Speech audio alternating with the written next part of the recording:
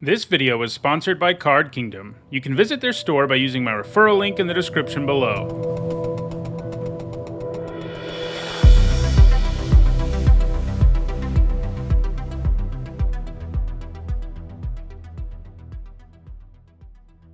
Hi everyone, I'm Nitsahone, and it's Monday. That means it's time for another MTG Top 10, the series where I rank cards based on their historical performance at Magic's highest level of competition. At least that's normally what I do in this series. Sometimes I like to look at the other end of the spectrum and talk about the worst cards we've ever seen.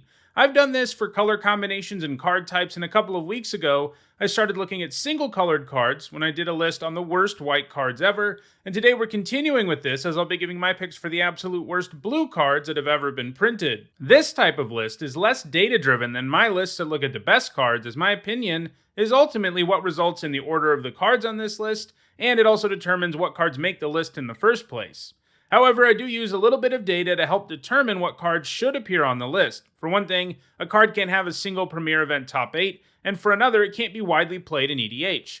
For the EDH side of things, I use EDHREC, which has a database of 433,000 EDH decks. The cards on this list are also all unplayable or very close to it and limited.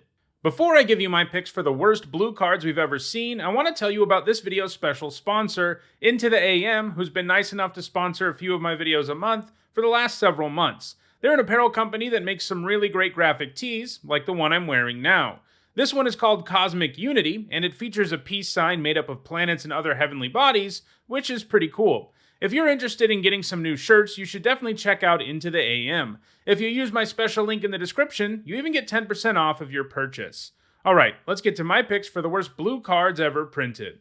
Before we get to the list proper, I do want to talk about one dishonorable mention, Scornful Egotist. This is a card I think people think of a lot when they think of terrible Magic cards, and that's mostly because it's hard to get past a 1/1 costing 8 mana. But because it has Morph, that means the worst case scenario for the card is that it's an easy to cast Grey Ogre, a 3 mana 2/2, and while that's not good, it does still mean this is a Grey Ogre with a little bit of upside, like that it can be combined with Morph payoffs, or with cards that do stuff with cards with high mana values, and that's not nearly bad enough to make this list. Don't get me wrong, it's bad, just not 10 worst blue cards ever bad. Alright, let's get to number 10.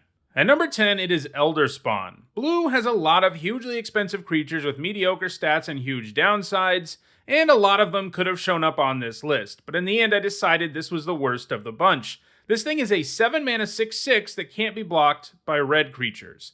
That's already a pretty underwhelming upside, and then it comes with the downside of also requiring you to give up an island every upkeep or it does 6 to you and you have to sacrifice it.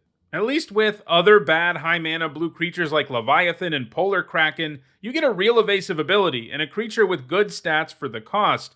If your opponent manages to swing at you with either of those and you can't do something about it, it's not going to be good for you. Elder Spawn might have a somewhat less intense downside, but it is also far easier for your opponent to avoid taking damage from it, and that makes it pretty awful. Also, what's going on in the art here? With a name like it has, you picture some sort of Lovecraftian monster, but what they gave us is, I don't know, a coral reef monster? At number 9, I've got Wilderness Hypnotist. A 4 mana 1/3 is a very ugly stat line, and this doesn't really have an ability that makes it worthwhile. It can hose red and green creatures a little bit by lowering their power, and while that might actually be a useful ability from time to time, it's still pretty narrow and underwhelming on such an expensive card. Just lowering a creature's power is often not especially useful in the first place, so restricting which creatures this can do that to makes it pretty terrible. At number 8, I've got Woo Admiral. This is a 5 mana 3/3, but at least its text box is all upside. If your opponent has an island, it gets +1/+1, and no, not +1/+1 for each island they control, just a single +1/+1. That means this card has a floor as an absolutely abysmal 5 mana 3/3, and its ceiling is that it becomes a 4/4. And getting that upside going isn't even that easy, as you don't really have control over what your opponent is playing. And sure, there are some cards that make lands into islands, but going to that trouble to just make this a 4/4 just isn't worth it. At number 7, I have two cards, Erosion and Power Leak, which are similar enough cards that I wanted to look at them together. These are both bad enchantments that are meant to make an opponent's life more difficult if you attach them to their permanent. But in both cases, the opponent is given a choice, and frequently, neither option they are given is particularly intimidating. They both let your opponent choose between paying mana or paying life, and your opponent is pretty likely to have one of those in abundance enough that paying them just doesn't matter. Power Leak is definitely the worst of the two, mostly because it's an enchantment, and your opponent isn't ultra likely to have something to put this on. At least with Erosion, you know you'll have targets for it pretty much all the time. With both of these, you go down a card to make one of your opponent's cards only very slightly worse, and that just isn't worth it. At number 6, I also have 2 cards, Zephyr Spirit and Saprazan Raider. Blue has a lot of creatures that come with the downside of bouncing to your hand if a really common situation happens, and I think these two are the worst examples of that we've seen. Some of the other blue cards with this downside are actually efficient, but the Raider is a 3 mana 1/2 and the Spirit is a 6 mana 0/6. Now, you might say that with the Raider, you're really just getting upside, and that is kind of true. It basically can't die in combat, but there's basically no reason your opponent won't just block it with one of their larger creatures every time it attacks, in which case you're just wasting your time. You can't really look at it as something your opponent wants to never block, and you can't even really get value out of auras or counters on it because you lose those when it gets bounced. You might be able to combo it with some stuff that gives your creatures into the battlefield abilities, but there are countless better ways to do that. Zephyr Spirit is definitely worse, though, as a 6 mana 0/6 is already absolutely terrible, and this one bounces to your hand every time it blocks, meaning you have to pay 6 mana again to get it back on the table, which is definitely not worth it. Once again, you could look at it as upside since it can block forever, but paying 6 mana a turn to fog one of your opponent's creatures is definitely not something you want to be doing. At number 5, I've got Mystic Mite. This lets you enchant one of your lands so that it can tap to give a creature +2/+2 until end of turn. That would actually be a pretty decent card if that's all the card had in its text box, though certainly not something special. Unfortunately, it also has cumulative upkeep, a mechanic that makes you pay a ton of mana to keep it around. The first upkeep after you play it, you have to pay 1 generic and a blue, and the next turn you pay 2 generic and 2 blue, and so on. Cumulative upkeep showing up on an enchant land is especially rough. Even if you can pay the cost, you end up being a lot less likely to ever use the +2/+2 effect the card has, because you might have to tap that land to pay for cumulative upkeep. So basically, you are usually going to spend 1 blue mana on this to maybe buff a creature once, and after that you aren't getting a good deal at all. So you should probably just not play this to begin with. At number 4, I've got Bakkis Curse. This card's meant to hate on auras, something that is already an incredibly narrow effect, but it isn't even good at it. It does 2 damage to each creature for each aura attached to it. You might think that would be worthwhile against an aura hexproof deck, but the amount of damage this does won't always be enough, since the creature has whatever its base stats are and then gets boosts from the auras that are on it. A creature with 1 aura having 3 toughness or with 2 auras having 5 toughness is pretty likely, and this won't be able to kill those creatures. So yeah, it costs a lot of mana for an effect that will very rarely actually do anything.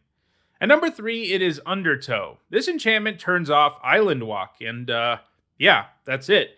You might be surprised that this is only at number 3 and not higher up. After all, the white card in this cycle was much higher than number 3. But I actually think this is a little better than that because Island Walk is a much more common ability and is actually one that is heavily utilized by merfolk decks. So in the right weird metagame, this is a very bad sideboard card. So instead of being the worst blue card ever, it comes in at number 3. At number 2, I've got Cephalid Snitch. So this at least adds to the board as a 2 mana 1/1, and I considered having it lower on the list because at least it does that, but it has an almost entirely useless ability. It can turn off protection from black. I've heard of color hosers, but a hoser of a specific type of protection is far too narrow to be worth it.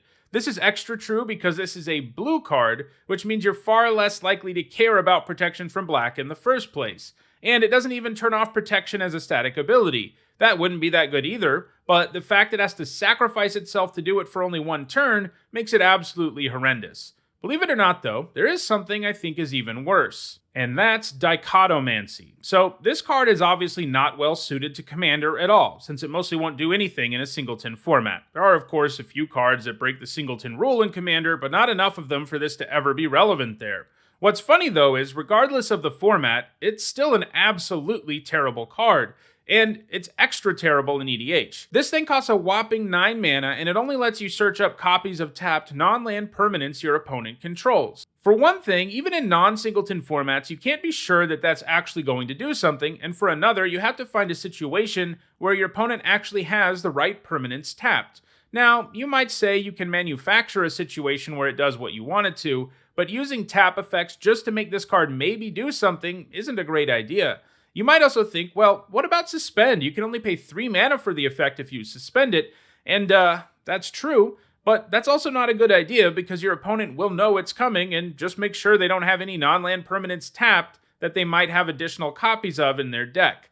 So mostly, this does basically nothing if you suspend it, and if you hard cast it, it costs a ridiculous 9 mana for an effect that will almost always be nowhere near game breaking, and a 9 mana card should be breaking the game for sure. There is just way too much that is out of your control with this card, no matter how it is you cast it.